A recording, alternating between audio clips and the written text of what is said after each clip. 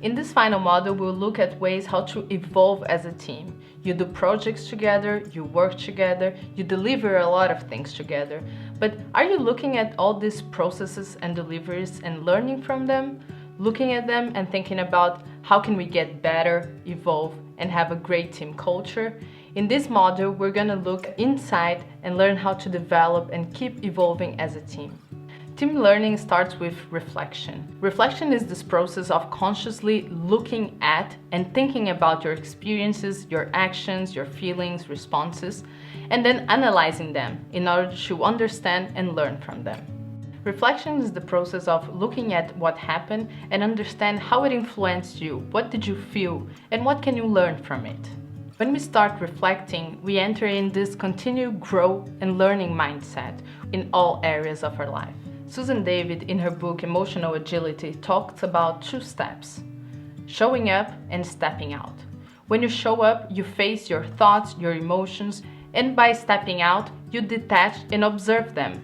They're just thoughts, just emotions. When something impacts you, take the time to look at it and identify, what is this emotion?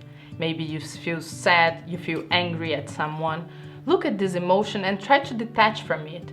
Try to look more directly and understand what happened and what can you learn from it. It's not always easy to describe our feelings. How do I name my emotion? Okay is not a feeling, by the way. When we look at emotional agility, we understand that when we think about sad, for instance, we have disappointed, pessimistic. When we look at anxious, you can be nervous, worried, confused. There are many emotions that we could be feeling, and just the process of identifying already takes us a step forward in the process of reflecting. Taking the time to reflect and making it regularly allows you to understand yourself better and look at things that you usually wouldn't look at. Find time in your agenda. We suggest 5 minutes for the next 30 days. Maybe when you wake up or before going to bed, think about what happened, how did you feel, what can you learn from it. This is the first step to a very healthy habit. Reflection can be individual or in a group. In a team, you can invite your team members to reflect on some questions that you shared beforehand and then gather to share. Reflecting together and sharing in a team gives space for learning. Imagine a situation happens in your team. You're all impacted by it. By sharing together and reflecting on what happened, how you were impacted, and what you learned from it, you learn about your team much better. You learn about the other teammates, what is important from them, and from this you start working better together as well. Team reflection before retrospective makes you engage in the retrospective with much more content and knowledge about yourself, what happened in the team, and from that you can together draw an action plan on how to improve it. So how do you start reflecting? Reflection can be done anytime, anywhere, just by following these simple steps. You start asking yourself, what happened this week that impacted me? How did I feel? And remember of Susan David and all the emotions. What can I learn about myself? And how will I apply this learning?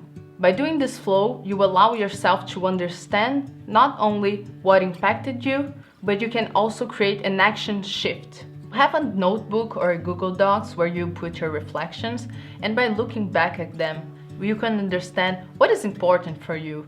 An event that happened 2 years ago maybe, your reaction would be completely different, and by looking back you can understand how you changed over time. Reflection can be done anytime, anywhere, even thinking about big events in our life.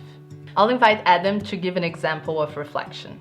What happened that impacted me? So while I was a startup co-founder, I had a conflict on a vision with my co-founder. We met and we had this talk when we just dissolved the situation and agreed that it can't go anymore. So actually the conflict was really strong and I felt really angry about it.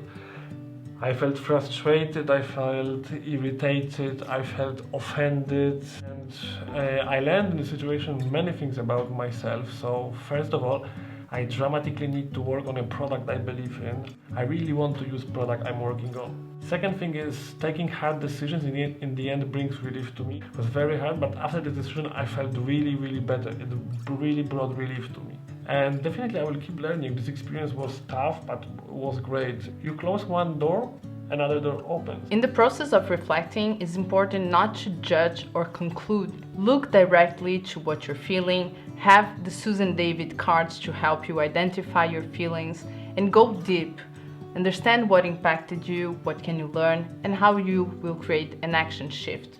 If something didn't happen the way you expected, or when you're reflecting, you learned something new, that's the big opportunity. It's not about the challenges that you have, but what you can learn from them and create action shifts. Reflection is most effective when done in a place that you feel safe. I do it anytime I feel. I usually have my notebook with me, it's full of reflections, and then sometimes it helps to have a nice music, candles lighted on, and just feel comfortable and safe. Don't judge yourself, don't conclude, and go through this journey of reflection. Now it's your turn. Find yourself a quiet place where you feel comfortable and give yourself half an hour to do this reflection. So what happened this week that impacted you? How did you feel? What can you learn about yourself? And how will you apply this learning? If you want, you can share this reflection with your family, friends, and your team members. And if someone shares their reflections with you, ask open questions and actively listen to them.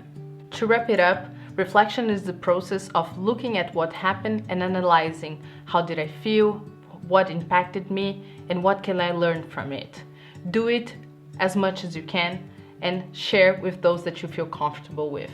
This brings trust in a team and help you keep learning in your path.